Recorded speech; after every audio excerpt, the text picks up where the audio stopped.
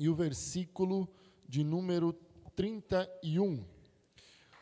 Quando vier o Filho do Homem na sua majestade e todos os anjos com ele, então se assentará no trono da sua glória, e todas as nações serão reunidas em sua presença, e ele separará uns dos outros, como o pastor separa dos cabritos as ovelhas, e porás as ovelhas à sua direita, mas os cabritos à esquerda. Então dirá o rei aos que estiverem à sua direita: vinde benditos de meu Pai, entrai na posse do reino que vos está preparado desde a fundação do mundo. Amém. Palavra então que nos trata aí, do grande julgamento, da volta do Filho de Deus, da grande promessa de redenção feita através de Cristo. Meus irmãos, vamos na carta de Paulo aos Efésios, para nós aqui lermos a nossa passagem de contrição. Efésios capítulo 4, versículo 17 até o 24. Carta de Paulo aos Efésios, capítulo de número 4, versículo 17,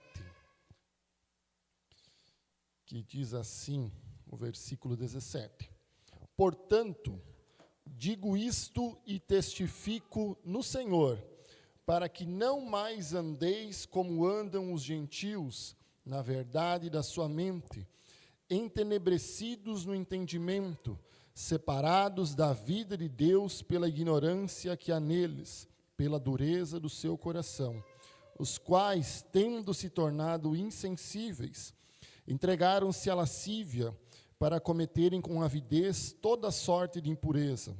Mas vós não aprendestes assim a Cristo, se é que o ouviste e nele fostes instruídos, conforme é a verdade em Jesus, a despojar-vos, quanto ao procedimento anterior do velho homem, que se corrompe pelas concupiscências do engano, a vos renovar no espírito da vossa mente, e a vos revestir do novo homem, que segundo Deus foi criado em verdadeira justiça e santidade.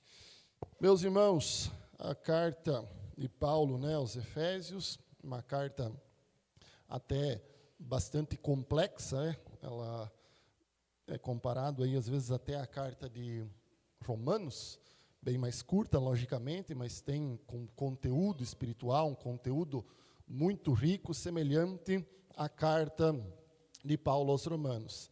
E quando a gente começa a ler a carta de Efésios, no primeiro capítulo, você logo vê Paulo escrevendo para a igreja, dizendo que eles haviam sido chamados, haviam sido escolhidos, haviam sido separados por Deus antes mesmo da fundação do mundo. Então, eles haviam sido escolhidos por Deus, e Paulo destaca, então, ali naquela carta, no começo do primeiro capítulo, que não foi por nenhum mérito de algum cristão da igreja de Éfeso, que Deus escolheu porque tal pessoa era uma pessoa bondosa, era uma pessoa caridosa, era uma pessoa que dava esmolas, era uma pessoa que servia o seu próximo, era uma pessoa simpática, querida, um bom pai, uma boa mãe, um bom filho, nada disso. Mas Deus escolheu antes mesmo da fundação do mundo, Ele já tinha determinado, escolhido os seus eleitos, sem mérito algum por parte do ser humano. No capítulo 2, Paulo ainda reforça isso, dizendo que Deus nos escolheu quando nós estávamos mortos em iniquidades, em pecados. E é muito conhecido de quando a gente estuda a carta aos Efésios que os teólogos dizem que o morto não fala, o morto ele não responde. O morto você pode ir sacudir ele, você pode falar com ele, mexer com ele, ele está morto, ele está imóvel. É como se Paulo estivesse falando da nossa real situação, a real situação do ser humano, onde o pecado atingiu todo o nosso intelecto, todas as áreas da nossa vida, e nós estávamos mortos. Então, Cristo nos amou quando nós estávamos mortos em pecado. Então, Ele nos chamou, Ele decretou a nossa eleição sem nenhum mérito nosso, sem nenhuma boa vontade nossa, porque nós estávamos mortos, mas Ele nos deu vida. Como Jesus falou para Nicodemos, né?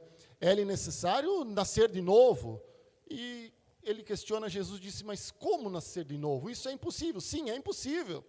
Porque somente Deus faz isso. Somente Deus age na vida de um ser humano, age na vida de alguém para trazer vida. E aí então, na continuidade da carta aos Efésios, no capítulo 3, aí Paulo vai tratar da questão agora de um só povo.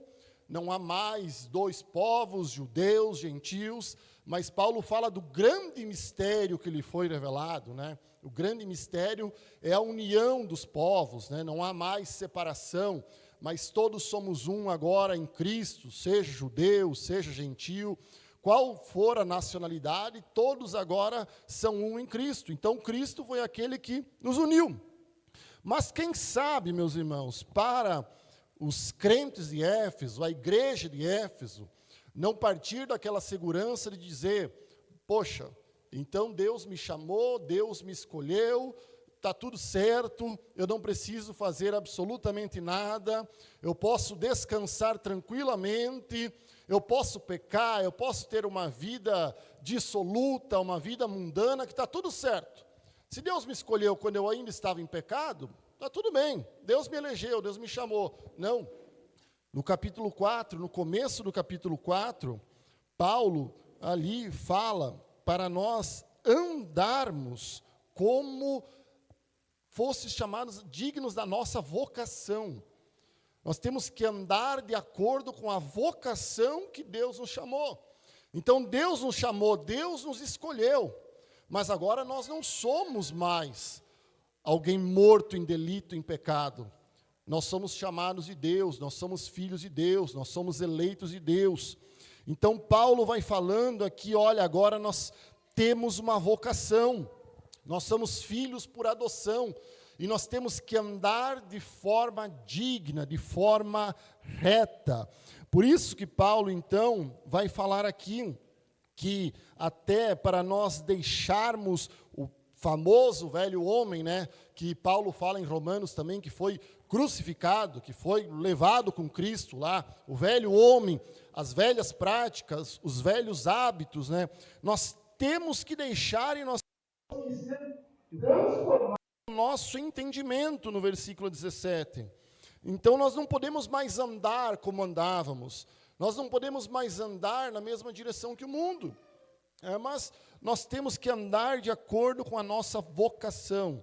E aí, Paulo, então, diz para nós nos despojarmos do velho homem. Nos despojar é a mesma coisa que nos despir do velho homem. É trocar de roupa. Você andava de uma maneira, você troca de roupa, agora você anda de um novo jeito, de uma nova maneira, digno da vocação em que você foi chamado. Meus queridos, nós vamos nesse momento orar a Deus pelas nossas falhas, pelos nossos pecados. Como nós aprendemos hoje de manhã na escola bíblica, Deus não aceita que alguém chegue na sua presença com pecado, com um erro, com uma falha. Então, por isso que tem esse momento na igreja. Nós aprendemos hoje que quando se levava um sacrifício, Deus muitas vezes não aceitava aquele sacrifício porque tinha a mancha do pecado. Quando o sacerdote ia sacrificar pelo povo no dia da expiação, no Yom Kippur, antes dele sacrificar pelo povo, ele tinha que oferecer um sacrifício por si mesmo. Ele tinha que se purificar a si mesmo. Então nós vamos adorar a Deus neste culto, nós vamos louvar ao Senhor com cânticos, com louvores, nós vamos adorar a Deus ouvindo a palavra do Senhor também, ofertando para a obra do Senhor, mas antes nós precisamos nos despojar do nosso velho homem, dos nossos velhos hábitos. Mas então, Toda vez eu erro, eu falho. Sim, nós cometemos erros na nossa caminhada.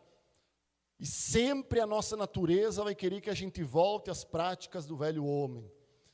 Vai querer que a gente volte às práticas de quando nós estávamos mortos em delitos e em pecados. Mas nesse momento, nós nos colocamos diante de Deus.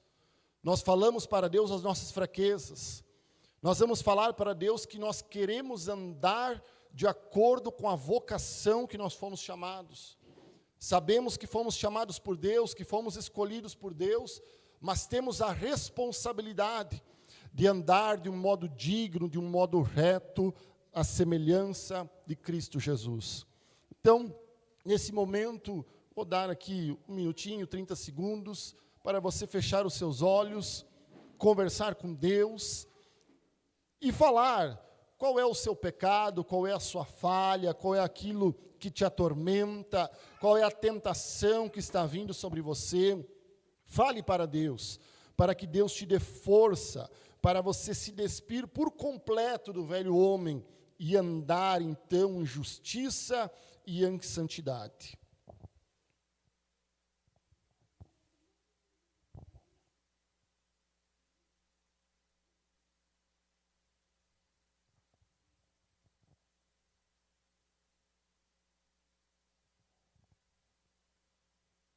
Senhor nosso Deus, nosso Pai, nós colocamos agora diante da Tua presença, com muito temor, Senhor meu Deus, pedindo da Tua graça, pedindo da Tua misericórdia, Senhor.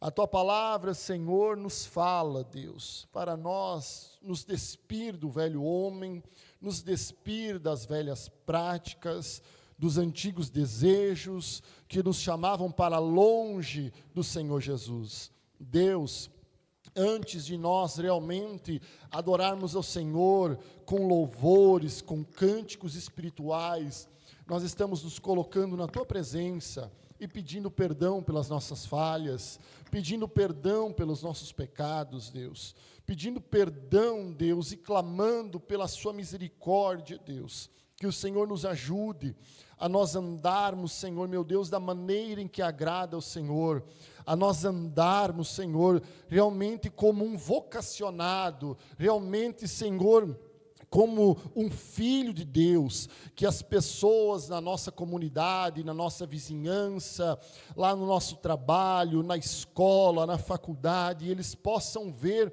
que realmente houve uma mudança na nossa vida, Senhor, que agora nós andamos em novidade de vida. Deus, o Senhor nos ensinou a orar dizendo que o Senhor, para não nos deixar cair em tentação, sabemos que muitas vezes a tentação vem, a luta vem, Senhor, para nós blasfemarmos contra o Senhor, para nós deixarmos, Senhor, a nossa vida contigo, mas pedimos que o Teu Espírito Santo nos ajude, Senhor, pedimos que o Teu Espírito Santo nos guie, ó Pai, que nós venhamos, Senhor, alimentar o nosso espírito com a Tua presença, e nessa noite a gente possa sair fortalecido na Tua presença. Perdoe as nossas falhas, os nossos pecados, Deus. Perdoa, como Paulo fala aqui aos Efésios, Senhor, a ira. Perdoa, Senhor, a maledicência, a cólera, Senhor, a lascívia, Senhor Jesus, que o Senhor possa tirar do nosso meio, possa tirar do nosso coração, Senhor. Nós sabemos que não somos autossuficientes, mas precisamos, Senhor, do Teu Espírito Santo. Só conseguimos alcançar o perdão pela obra do Senhor na cruz do Calvário, e cremos, Deus, que o Senhor nos chamou, o Senhor vai nos ajudar, o Senhor vai nos fortalecer para andarmos de maneira digna diante do Senhor. É o que nós te pedimos, Senhor, e te agradecemos. Amém. Conjunto, então, louvando a Deus. Amém, igreja. Boa noite, graça e paz. Pedimos à igreja que fique de pé, que possamos adorar o nosso Deus esta noite.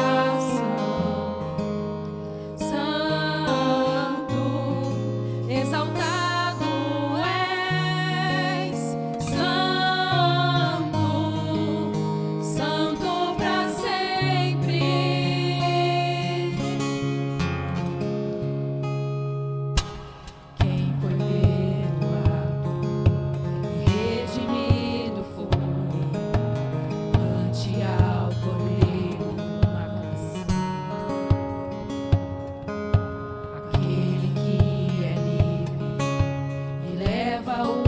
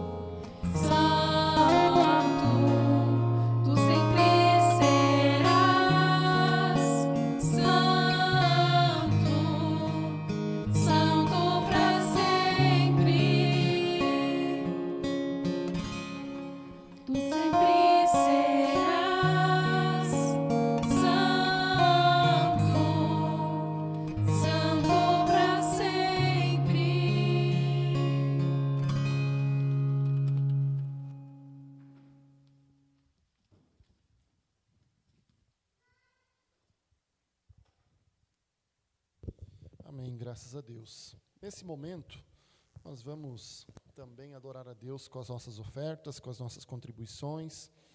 Quero ler uma passagem no livro de Salmos, Salmos no número 50 e o verso 23, só a primeira parte, que diz assim: aquele que me oferece por sacrifício ações de graças me glorifica. Então, que você possa ofertar nessa noite com ações de graças, como forma de adorar ao nome do Senhor. Aqui você pode contribuir de forma física ou também ali pelo Pix da igreja, né? Enquanto isso, o conjunto vai louvar a Deus com mais 2 louvores.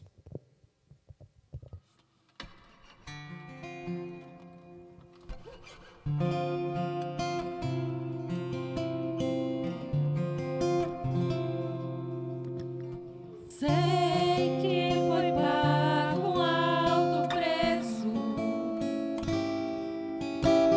para que contigo eu fosse o meu irmão. Quando Jesus derramou a sua vida, ele pensava em ti, ele pensava em mim, pensava em nós. Eu sei que foi pago um alto preço para que contigo eu fosse o meu irmão. Quando Jesus derramou a sua vida, ele pensava em ti, ele pensava em mim, pensava em nós, e nos via redimidos por seu sangue, lutando o bom combate do Senhor, lado a lado trabalhando, sua igreja edificando e rompendo as barreiras pelo amor. E na força do Espírito Santo, nós proclamamos aqui que pagaremos o preço de sermos um só coração no Senhor. E por mais que as trevas militem e nos tentem separar, com os nossos olhos em Cristo, unidos iremos andar. E na força do Espírito Santo, nós proclamamos aqui que pagaremos o preço de sermos um só coração no Senhor. E por mais que as trevas militem e nos tentem separar, com os nossos olhos em Cristo, unidos iremos andar.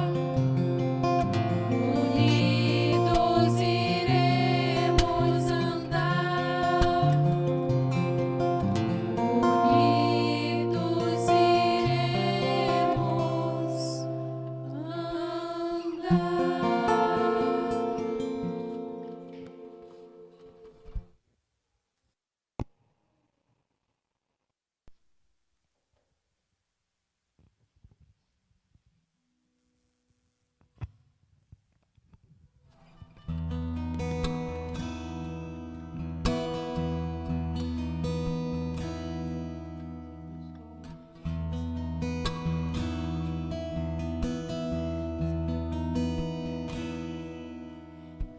Se o sol se pôr e a noite chegar, tu és quem me guia.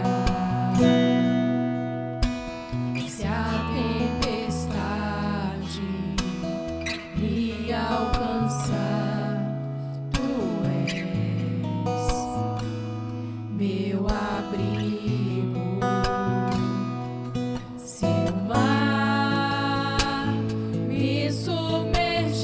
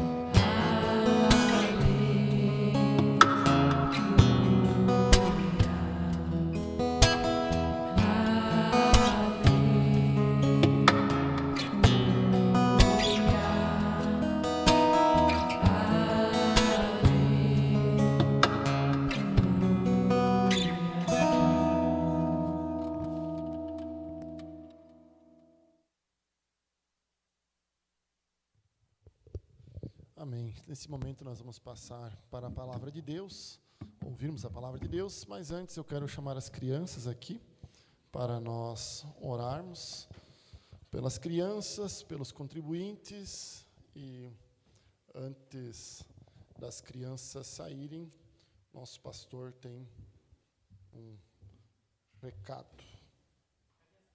Não sei, acho que não veio ninguém.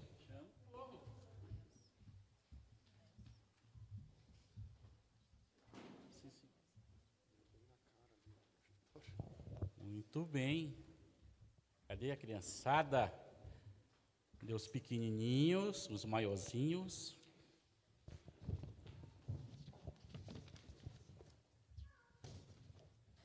Eu trouxe aqui uma tarefinha para as crianças.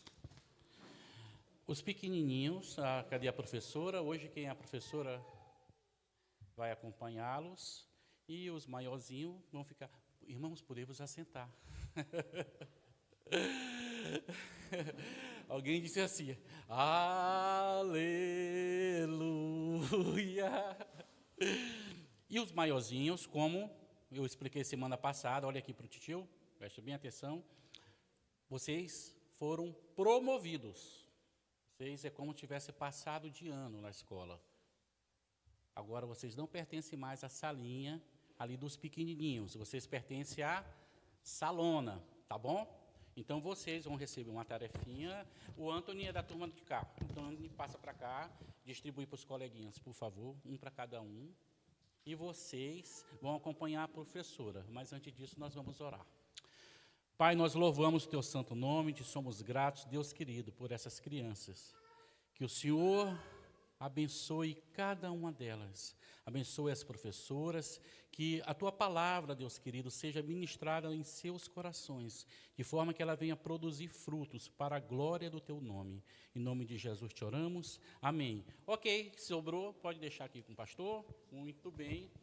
Yolanda, por favor. Aí tu conduz as crianças. Ok, agora vocês vão sentar do lado do papai e da mamãe e eu vou explicar a lição de vocês. Podem sentar lá. Perdão. Aqui, cada um tira 3 lápis, tá? Rapidinho. 3. 3, rapidinho. Bora, 3. Passa para os coleguinhas. Sofia, passa para ele. Pode sentar lá. Senta lá do lado do papai e da mamãe, e aí eles vão ajudar. Vamos lá, Benjamin? Pode sentar do lado do papai e da mamãe. Pode chamar os pais. Sofia, sente lá, do lado da tia. Muito bem, meus irmãos. Nós estamos estudando o livro de Apocalipse e hoje nós vamos dar continuidade no capítulo 6. Peço que você já deixe a sua Bíblia aberta no capítulo 6 de Apocalipse.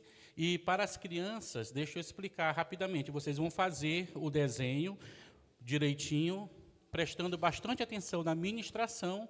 E atrás tem uma pergunta bem simples para eles e para nós também. Leia aí, Emanuel, qual é a pergunta? Tem não? Tem. Por que não devo ter medo? Depois que fizer a lição, aí você vai escrever lá na costa, por que não devo ter medo? Apocalipse, capítulo 6, dando continuidade. Semana passada nós falamos do capítulo 5, onde vimos que o Cordeiro está sentado no trono, aquele que tem autoridade, aquele que a palavra ali no seu termo original é axios, aquele que tem aquela autoridade, aquele que é digno para chegar e tomar da mão daquele que está sentado no trono o rolo e lhe desatar os selos. E isso fala da nossa história, isso fala daquilo que domina muitas vezes o coração de muitos. O que será da minha vida? O que acontecerá no futuro? O futuro está nas mãos do nosso Senhor, porque Ele é digno. O tema da nossa mensagem é: quando o Cordeiro abre os selos, como viver num mundo em juízo? Como viver num mundo em juízo a partir do momento em que o Cordeiro ele abre os selos? E a mensagem do capítulo 6, ela é bem simples, entre aspas, né? Os cavalos correm os santos choram, o mundo treme, mas o Cordeiro, ele continua no trono e de lá ele governa todas as coisas. Os cavalos correm, os homens, os santos choram, os governos tremem, mas aquele que está sentado no trono conduz a história, e por isso nós não devemos ter medo.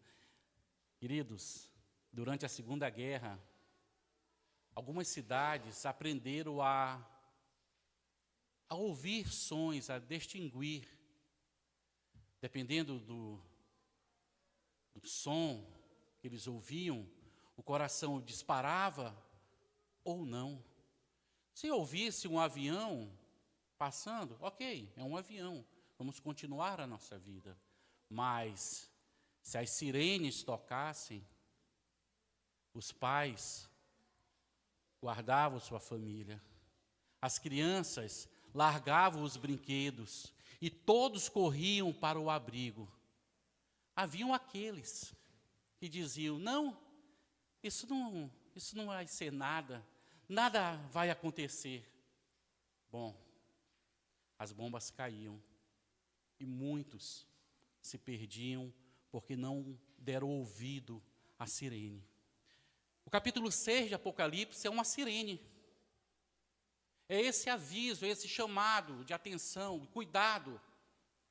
Algo está por vir.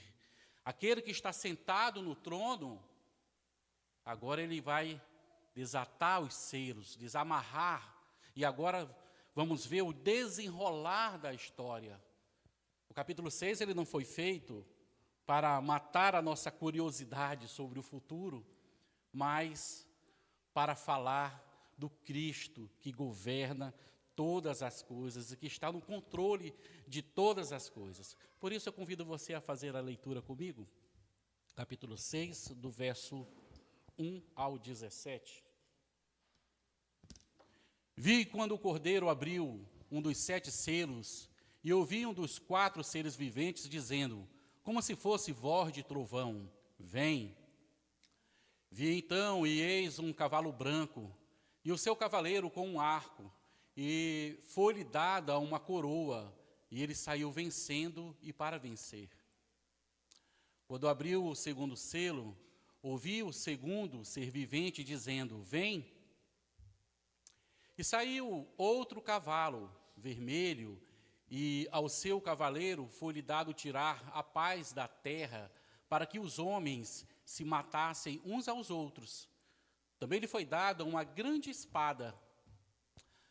Quando abriu o terceiro selo, ouvi o terceiro ser vivente dizendo, vem.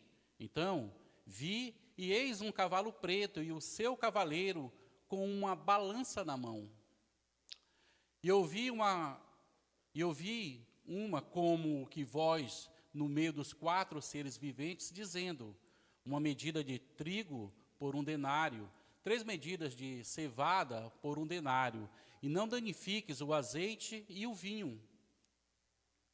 Quando o Cordeiro abriu o 4º selo, ouvi a voz do 4º ser vivente, dizendo, vem.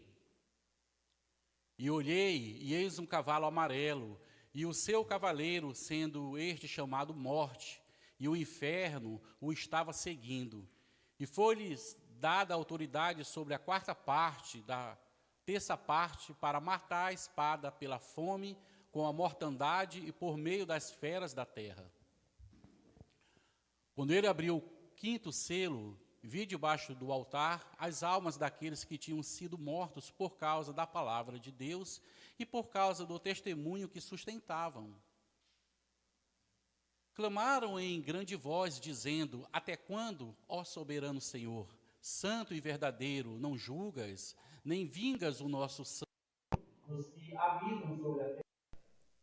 Então, a cada um deles foi dada uma vestidura branca, e lhes disseram que repousasse ainda por pouco tempo, até que também se completasse o número dos seus conservos e seus irmãos, que iam ser mortos, como igualmente eles foram. Vi quando o Cordeiro abriu o 6º selo, e sobreveio grande terremoto. O sol se tornou negro como saco de crina, a lua toda como sangue. As estrelas do céu caíram pela terra como a figueira, quando, abalada pelo vento forte, deixa cair os seus figos verdes. E o céu recolheu-se como um pergaminho quando se enrola. Então, todos os montes e ilhas foram movidos do seu lugar. Os reis da terra, os grandes, os comandantes, os ricos, os poderosos e todo escravo e todo livre se esconderam nas cavernas e nos penhascos dos montes. E disseram aos montes e aos rochedos: caí sobre nós e escondei-nos da face daquele que se assenta no trono e da ira do Cordeiro. Porque chegou o grande dia da ira deles, e quem é que pode suster-se? Deus, nós louvamos o teu santo nome e te somos gratos pela tua santa palavra que foi lida. Nós somos gratos ao Senhor porque nós não devemos ter medo, porque a nossa história está em tuas mãos, porque o Senhor governa todas as coisas, porque nada foge do teu controle. E Deus querido, nesse momento nós pedimos que o Senhor fale conosco, que o Senhor aplique essa palavra aos nossos corações, que o Senhor aquebrante os nossos corações de forma que a gente saia daqui bendizendo o Senhor, louvando o teu santo nome, porque ouvimos a tua voz. Faz assim, Deus, para a glória do teu próprio nome. No nome santo de Jesus te oramos. Amém. No capítulo 5, nós vimos que João viu o livro selado nas mãos de Deus. Ninguém podia abri-lo, ninguém foi encontrado digno, mas o Cordeiro, aquele que é digno, teve autoridade para isso, porque ele era digno. Agora, no capítulo 6, ele abre o livro, e agora nós vamos ver o desenrolar dessas coisas. E isso significa que Cristo, ele começa a executar os seus decretos sobre a história. Nada está fora do controle do Senhor.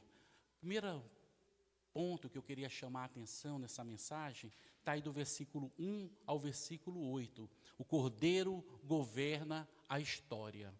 O Cordeiro governa a história. Irmãos, o versículo primeiro começa dizendo: vi quando o Cordeiro abriu um dos 7 selos, e ouvi um dos 4 seres viventes dizendo, como se fosse voz de trovão: vem. Os cavalos, eles só podem sair, eles só podem começar a correr, porque alguém disse: vem, porque ele abriu o selo. Nada foge do controle e da autoridade do nosso Senhor. Nada acontece independente da vontade do Cordeiro. Então surge primeiro um cavalo branco, está aí no versículo 2. E vi então, e eis um cavalo branco, e o seu cavaleiro com um arco, e foi-lhe dado uma coroa, e ele saiu vencendo e para vencer. Queridos, aqui existe uma grande discussão, e não é o meu objetivo meter a mão nesse vespeiro, literalmente. Mas só para a gente entender, existe pelo menos 3 grandes interpretações nesse texto, nesse versículo. Uns vão dizer que esse cavalo branco é o avançar da guerra, das batalhas, das lutas, das dificuldades. Outros vão dizer que é o anticristo, que avança agora que saiu. Alguns dizem ainda que é o próprio Cristo, mas eu gosto de ficar, ali eu falei 3, na verdade existe até mais que isso, com a 4ª posição, que é o Evangelho avançando. Que é a palavra de Deus que está avançando. E o Evangelho agora, ele é vitorioso, como sempre o foi. Agora nós vamos ver a ideia do branco nas Escrituras, e em especial em Apocalipse, ele aponta para a vitória. receber a coroa, traz a ideia de sair conquistando, de sair vencendo. E isso simboliza, então, essa vitória da palavra de Deus. Assim como o Senhor Jesus nos ensina, lá em Mateus capítulo 24, versículo 14, onde ele diz: e será pregado este evangelho no reino por todo o mundo, e será pregado este evangelho do reino por todo o mundo, para testemunho de todas as nações, então virá o fim. É o evangelho que avança agora e há de ser pregado a todas as nações, vencendo, assim diz o nosso Senhor, as portas do inferno, elas não vão prevalecer contra o avanço da igreja do Senhor. O evangelho agora ele avança. Cristo ele continua conquistando pessoas. O evangelho continua avançando e pessoas continuam se rendendo ao Senhor, mesmo quando igrejas parecem pequenas, mesmo quando estamos sofrendo oposição, mesmo quando o cristão está passando por dificuldades, mesmo quando as coisas parecem que não vão dar certo, o reino continua avançando, a palavra de Deus continua avançando. Hoje eu recebi um áudio de uma irmã sobre a igreja perseguida, onde um cidadão foi preso porque ele cometeu o grande pecado, o grande crime de ter uma Bíblia na sua casa. País de regime comunista, onde a sua casa foi invadida e ele foi levado preso por conta disso. João, quando escreve o Apocalipse, ele também está preso. Ele também foi levado, não porque ele cometeu um crime, um delito, mas por conta da palavra de Deus. Pastor, mas como é isso? O senhor está dizendo que o evangelho vai avançar, mas em seguida o senhor disse que algumas pessoas estão sendo presas. É verdade. Algumas pessoas sofrerão, enfrentarão dificuldades, mas a palavra do Senhor, independente disso, ela continua avançando. O versículo 4 fala que tem um cavalo vermelho e saiu outro cavalo vermelho, e ao seu cavaleiro foi-lhe dado tirar a paz da terra para que os homens se matassem uns aos outros. Também lhe foi dada uma grande espada. Queridos, a violência, ela sempre acompanha a história da humanidade. Sempre. Foi assim no Gênesis, lá no capítulo 4, vai falar a história do Caim e do Abel, ali no versículo 8, onde o Caim vai chamar o seu irmão e dizer: vamos ao campo. Estando eles no campo, sucedeu que ele se levantou, Caim contra Abel, e tirou a vida do seu irmão. A violência sempre esteve presente na história da humanidade. Mas tudo isso é por conta do pecado. Tudo isso foi por conta do pecado. Hoje a gente estava fazendo uma reflexão pela manhã, ali com alguns irmãos, sobre os motivos que nos levam a interpretar uma coisa ou outra. Por que que alguns fazem assim, por que outros interpretam de outro jeito, e por que que a gente, às vezes, toma decisões distintas? Por que que o nosso coração é tão inclinado, às vezes, a fazer as coisas erradas? Por conta do pecado, querido. Ele alcançou todos nós. Paulo, um homem experimentado, já final de carreira, ele vai dizer lá em Romanos, capítulo 7, desaventurado o homem que sou, quem me livrará do corpo desta morte? O bem que eu quero fazer, esse eu não faço. O mal que eu não quero fazer, esse eu já faço. desaventurado homem que sou. O pecado, ele vai produzir o sangue. O cavalo preto, no versículo 5 e 6, ele já vai apontar para as crises, para a fome, para as outras dificuldades. Quando abriu o terceiro selo, ouvi o terceiro ser vivente dizendo, vem. Então vi, e eis um cavalo preto, e o seu cavaleiro como uma balança na mão. E ouvi uma como que voz no meio dos 4 seres viventes, dizendo, uma medida de trigo por 1 denário, 3 medidas de cevadas por 1 denário, e não danifiques o azeite e o vinho. A escassez, a luta, a fome, a dor. Parece que as coisas agora estão caminhando de mal a pior. O irmão leu na introdução acerca do fim, e tem tudo a ver com o que nós estamos falando.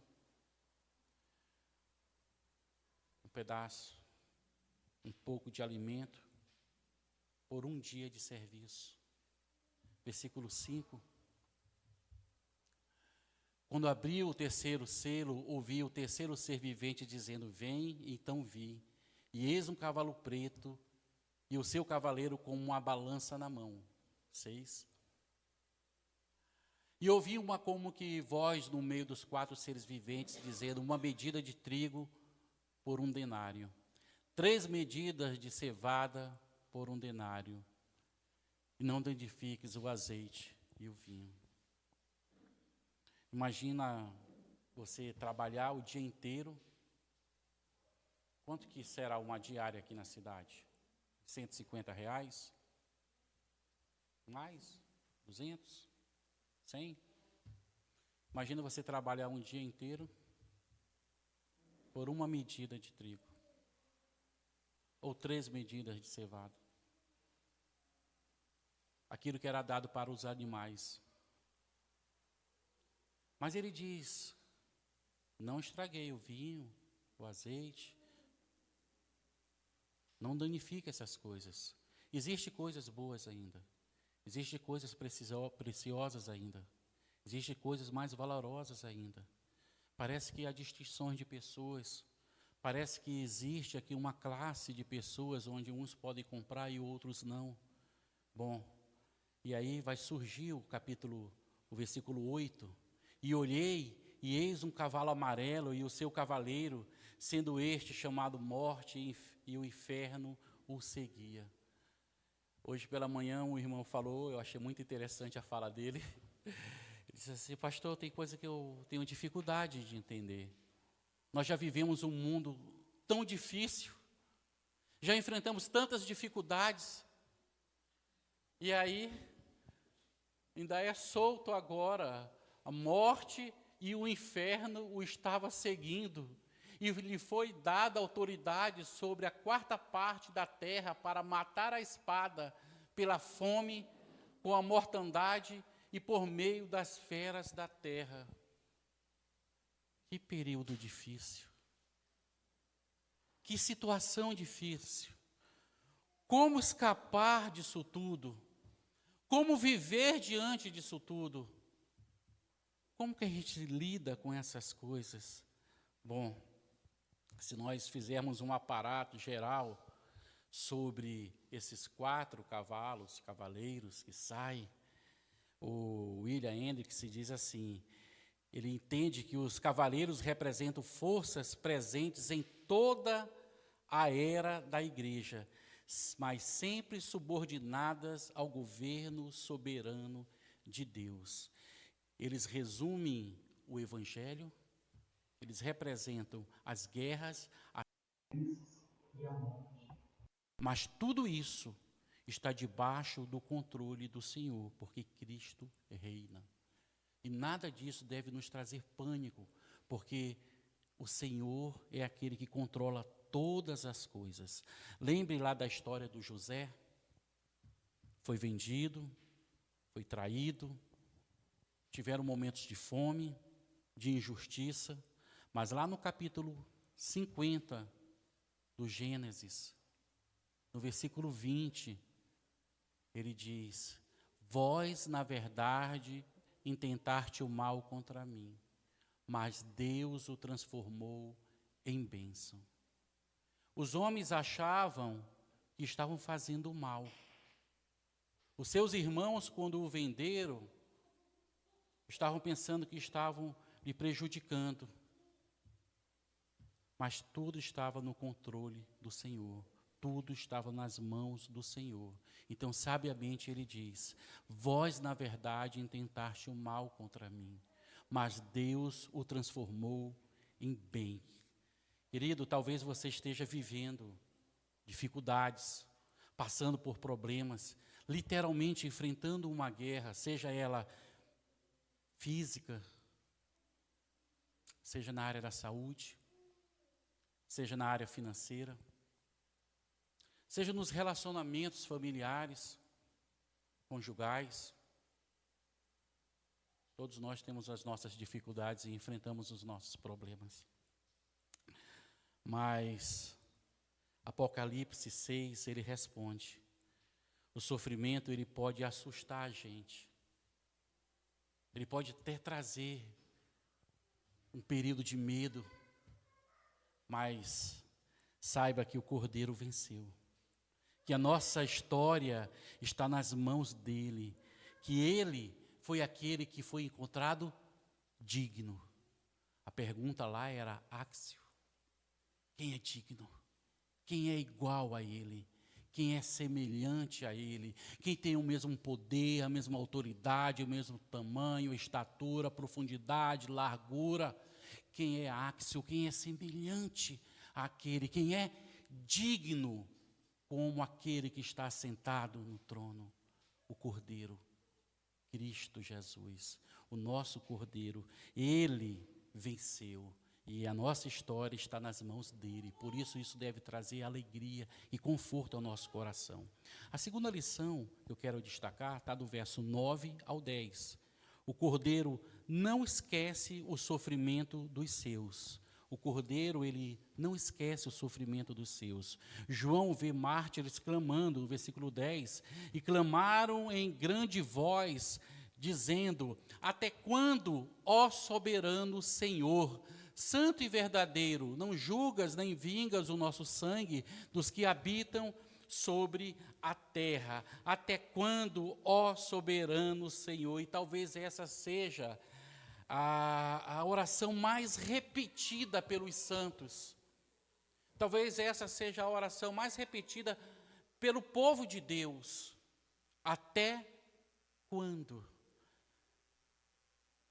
O silêncio de Deus, ele não significa abandono. A ideia é, eles foram martirizados, eles sofreram, eles foram perseguidos. Nós vimos que a igreja, num dos primeiros capítulos, a igreja ela está sofrendo uma perseguição. As pessoas estão perdendo as suas posses, as pessoas estão sendo levadas presas, as pessoas estão sendo literalmente perseguidas, entregue às feras para servir de espetáculo para o mundo que rejeita Cristo. E aí, agora surge essa pergunta: até quando, ó soberano Senhor? Até quando? Quem sabe você faça essa mesma pergunta: até quando eu vou enfrentar isso? Abacuque, no capítulo 1, no versículo 2, diante das injustiças da sua época, diante das injustiças sociais, ele também faz essa pergunta: até quando, Senhor, clamarei eu e tu não me escutarás? Talvez essa seja a mesma pergunta que você faça. Senhor, até quando eu vou passar por isso? Eu vou ter que enfrentar essas coisas? Até quando eu vou viver assim? Cristãos morreram em regimes comunistas sem ver a liberdade. Impérios desapareceram, mas a igreja, ela permanece. Porque o trono, ele não mudou. O Senhor continua no trono. Talvez você Continue questionando, mas até quando eu vou passar por essas enfermidades, enfrentar elas? O desemprego, a dor, a calúnia, a difamação, os conflitos. Deus, Ele registra as lágrimas do seu povo. Ele não deixa passar. O verso nos ensina, próximo, 11. Então, a cada um deles foi dada uma vestidura branca, e lhes disseram que repousassem ainda por um pouco tempo, até que também se completasse o número dos seus conservos e seus irmãos, que iam ser mortos, como igualmente eles foram. Haverá um tempo, haverá um período. A terceira lição: o Cordeiro julgará toda falsa segurança. Está aí do versículo 12 ao 17.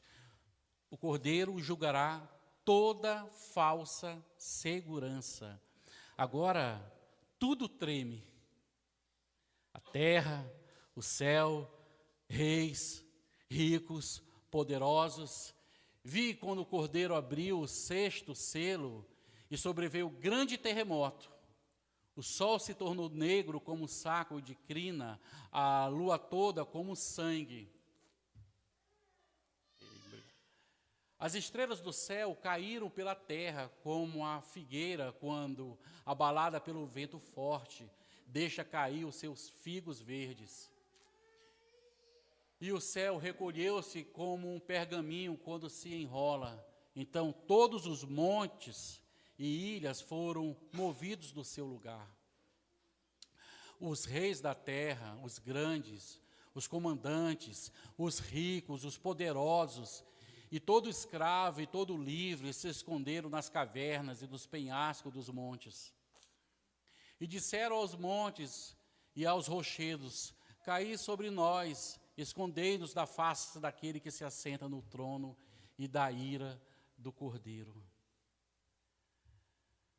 A terra treme, os céus são abalados, os reis tremem, os ricos, os pobres, os sábios, os ignorantes, os poderosos, os que têm, os que não têm. E essa expressão, ela é literalmente impressionante. A ira do Cordeiro, o Salvador que foi rejeitado, agora ele veio como um juiz. Aquele que foi cuspido,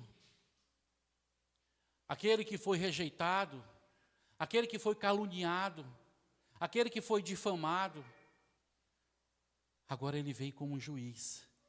Agora ele vem como, para uns, vai ser o maior terror da sua vida. Momento de pânico, de desespero. Momento em que as pessoas dirão: montes caiam sobre nós. É interessante porque a gente vive fugindo da morte. Todo mundo vive fugindo, tentando adiá-la o máximo possível. Mas aqueles que não têm o Senhor no coração, que não têm a segurança de estar com Cristo, nesse dia eles dirão: morte, vem, eu quero morrer. Eu prefiro a morte do que me encontrar com Cristo. Porque agora ele vem como juiz.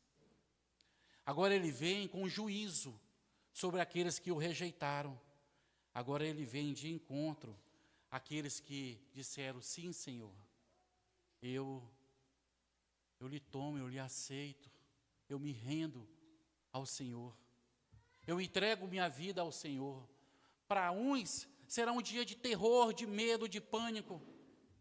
Para outros será um dia de regozijo, onde a pergunta será respondida: até quando? Até o dia que ele virá e enxugará do rosto toda lágrima, e vai caminhar conosco, de estar conosco. Cristo será terror para incrédulos e consolo para redimidos. Vocês lembram lá do capítulo 5 do Daniel? A história lá do Belsazar? Ele estava muito seguro. Ele estava muito tranquilo. Tinha riquezas, tinha poder, tinha autoridade, prestígio, status. Governava o maior império do mundo. Até o dia em que o Senhor falou. Escreve ali, né? Mene, Mene, Tekel e Parzim. Ele estava muito seguro. Ele estava muito tranquilo. Ele estava muito descansado em si mesmo. Mas os versículos 25, 26 e 27 do capítulo 5 diz: contou Deus o seu... Daniel 5, 26 e 27. Contou Deus o seu reino, né? Foste pesado. Esta é a interpretação daquilo. Mene, contou Deus o teu reino e deu cabo dele. Tekel, pesado foste na balança e achado em falta. Muitas vezes nós nos encontramos assim, cheios de nós mesmos. Muitas vezes a gente tende a achar que é autossuficiente. Muitas vezes a gente se descansa no status, na conta bancária, no vigor físico, e se esquece que todos nós dependemos da graça do nosso Senhor. Que mérito algum, que por mais que a gente se esforce, e pelos nossos méritos nós não vamos alcançar a salvação. Mas isso deve nos trazer alegria, porque pelos méritos de Cristo, como diz a Escritura, nós somos mais que vencedores, em Cristo. E se em Cristo nós estivermos e depositarmos a nossa confiança, esperança nele, as coisas hão de acontecer e hão de dar certo. Muito se esconde nisso tudo, mas nada pode suportar o dia do Cordeiro, naquele grande dia, como foi lido na introdução. O Senhor vai separar as ovelhas para um lado e os bodes para o outro. Minha pergunta para você essa noite é: de que lado você estará? Uns dirão: vinde, benditos do meu Pai, entrai para o gozo eterno. Desfrutai da alegria de uma festa, desfrutai desse momento de eternidade em eternidade com o Senhor dos Exércitos, com o soberano Senhor, com o Cordeiro que reina. Mas outros ouvirão: apartai-vos de mim, porque eu não vos conheço. Tão somente porque rejeitaram o Senhor. Tão somente porque postergaram sua decisão. Porque se contentaram consigo mesmo e disseram como aquele homem: rico estou e não preciso de coisa alguma. Construí celeiros para mim, armazenei, guardei em depósitos, estou muito bem. E aí o Senhor cala aquele homem, e muitas vezes a nós, quando assim pensamos. Quando ele diz: seu louco, se hoje te pedires a tua alma, para onde tu irás? Versículo 17. A grande pergunta do capítulo, e a grande pergunta do capítulo 6 inteiro é essa: porque chegou o grande dia da ira deles, e quem é que pode suster-se? porque chegou o grande dia da ira deles. E quem é que pode suster-se? Quem permanecerá? Ricos? Não. Os fortes? Também não. Os religiosos? Também não. Mas o Evangelho nos responde. Somente aqueles que foram cobertos pelo sangue do Cordeiro, como Paulo nos diz lá em Romanos capítulo 5, versículo 9. Logo, muito mais agora, sendo justificados pelo seu sangue. Capítulo 5, versículo 9 de Romanos, por favor, para a gente encerrar. Logo, muito mais agora, sendo justificados pelo seu sangue, seremos por ele salvos da ira. O Evangelho responde à pergunta do Apocalipse. Aqueles que estão debaixo do sangue do Cordeiro. Aqueles que entregaram verdadeiramente a sua vida ao Senhor. Não são aqueles que têm o nome escrito no rol de membros da igreja.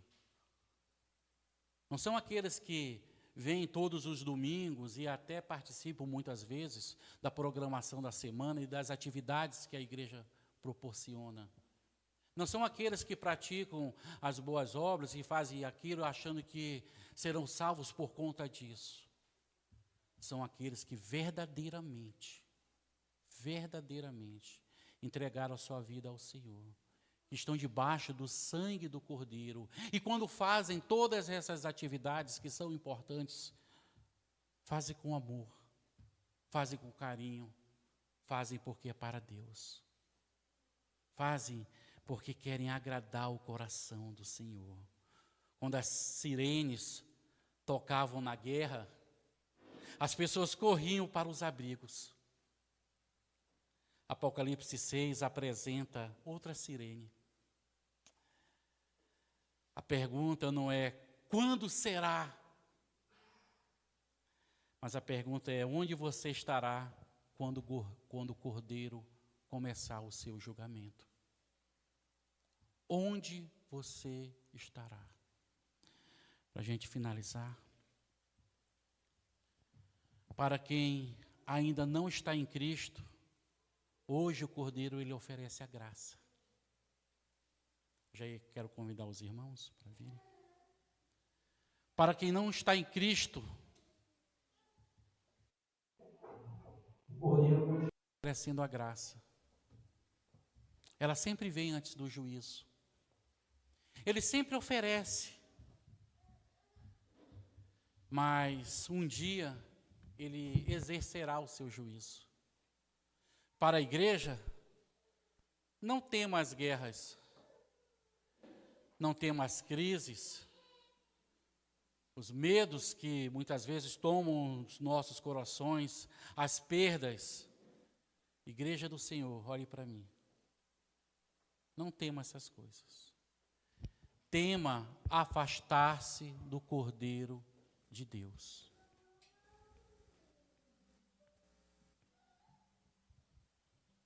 Perdi um bem material, perdi um ente querido, encontrei muitas dificuldades. Amém. Mas o que a gente não pode perder, irmãos, é o relacionamento com o Cordeiro de Deus. Eu lembro da história do Carlos. Carlos, ele é um crente, presbiteriano, fez o seminário, um seminário muito puxado, um homem de Deus. E ele com 12 anos de fé já, e ele muito animado, muito alegre para pregar, para falar do Evangelho, e muito feliz, e aquilo irradiava, e às vezes constrangia outras pessoas da igreja, ao ponto dos irmãos chegarem para ele e dizerem assim: Carlos, tu só é assim porque tu é novo convertido. E com 12 anos de fé, mas a chama ardia no seu coração ainda. Carlos, tu só é assim porque tu é novo convertido. E Carlos calou a todos quando disse: no dia que eu perder essa alegria, no dia que eu perder essa alegria, essa motivação, essa chama no coração, esse desejo de falar de Jesus, de pregar o Evangelho, de dar bom testemunho, de procurar agradar a Deus em todas as coisas, nas coisas mínimas, eu vou lá na frente e entrego minha vida ao Senhor de novo. A gente dizia que ele era uma fusão do presbiteriano com os nossos irmãos assembleianos. Ele dizia: eu vou lá e eu entrego minha vida ao Senhor mais uma vez, porque eu sei que eu estou desviado. No dia que esse fogo apagar do meu coração. Temo afastar-se do Cordeiro de Deus, porque os cavalos correm, os santos choram, o mundo treme, mas o Cordeiro, ele continua no trono. Quero convidar vocês a cantarmos juntos esse louvor.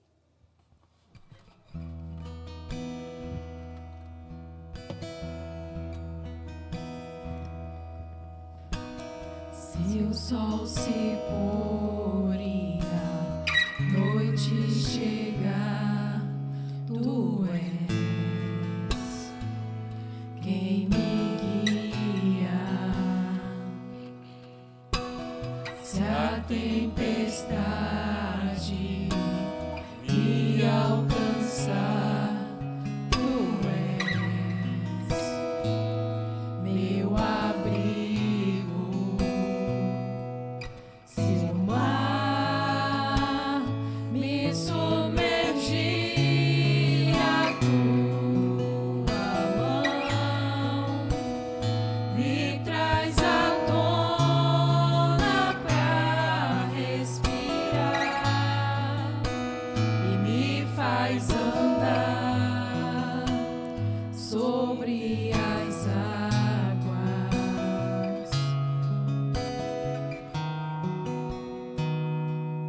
Tu és o Deus da minha salvação, és o meu dono, minha paixão, minha canção e o meu louvor.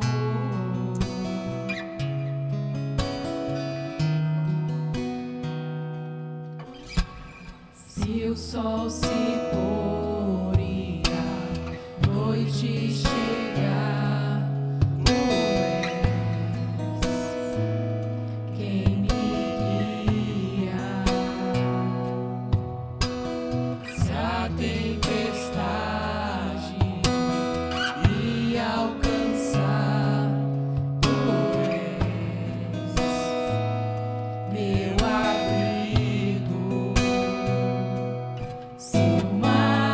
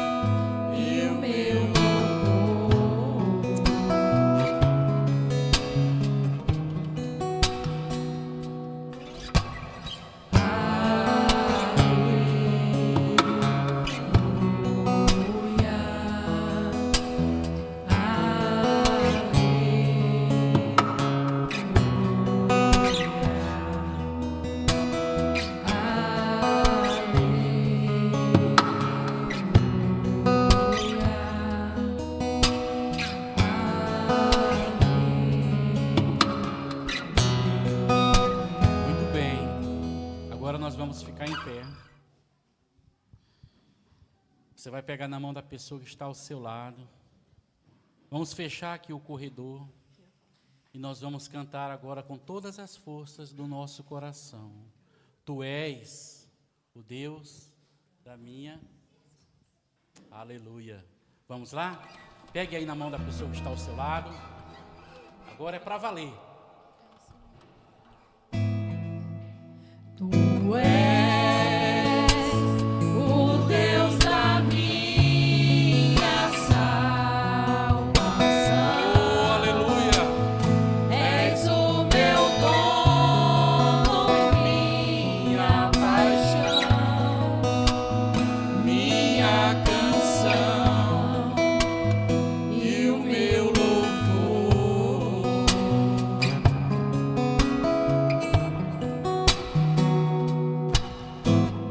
Se o sol se pôr e a noite chegar, tu és Todos juntos.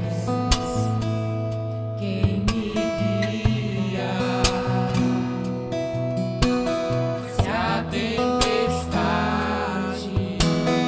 me alcançar, tu és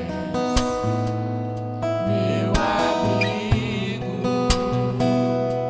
Se o mar me submergir, a tua mão me traz à tona pra respirar e me faz andar sobre as águas.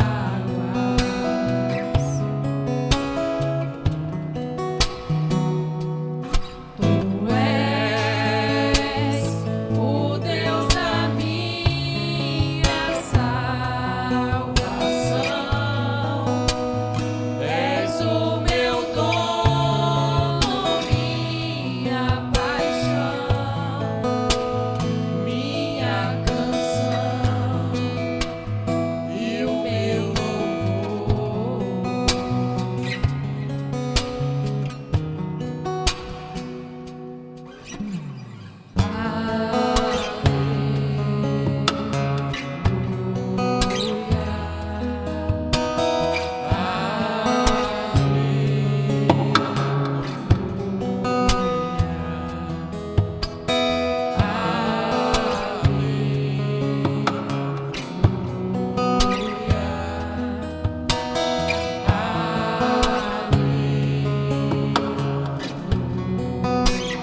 Aleluia. Me submergir, a tua mão me traz à tona pra respirar e me faz andar sobre as águas.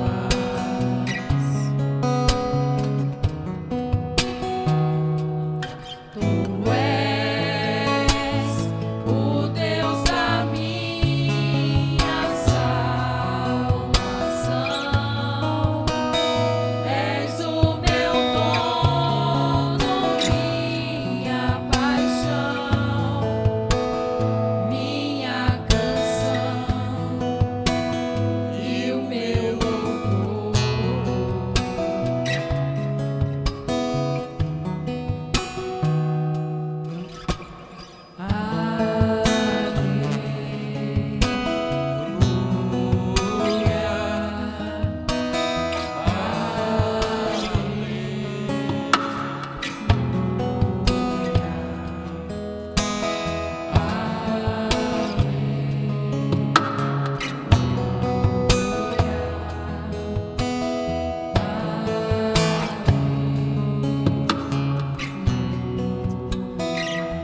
Muito bem. No início eu passei uma tarefa para as crianças, onde elas iam fazer algum desenho sobre os cavaleiros. E na costa do papel tinha uma pergunta bem simples, entre aspas, né? Por que eu não devo ter medo.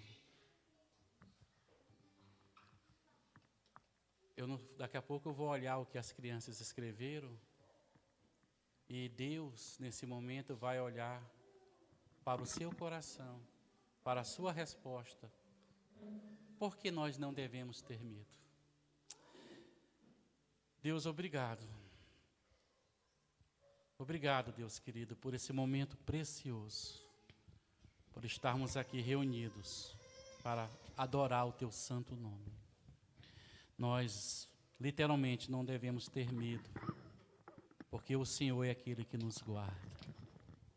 Porque é o Senhor que venceu, porque o Senhor cuida de todas as coisas, que mesmo que a gente enfrente fome, escassez, dificuldades, problemas aqui nessa terra, a nossa mente, o nosso coração está cativo ao Senhor. E nós sabemos que naquele grande dia, da tua boca ouviremos: vinde, benditos de meu Pai. Deus querido, obrigado, porque ainda que a gente chore aqui nessa terra, naquele grande dia tu há de enxugar toda lágrima do rosto.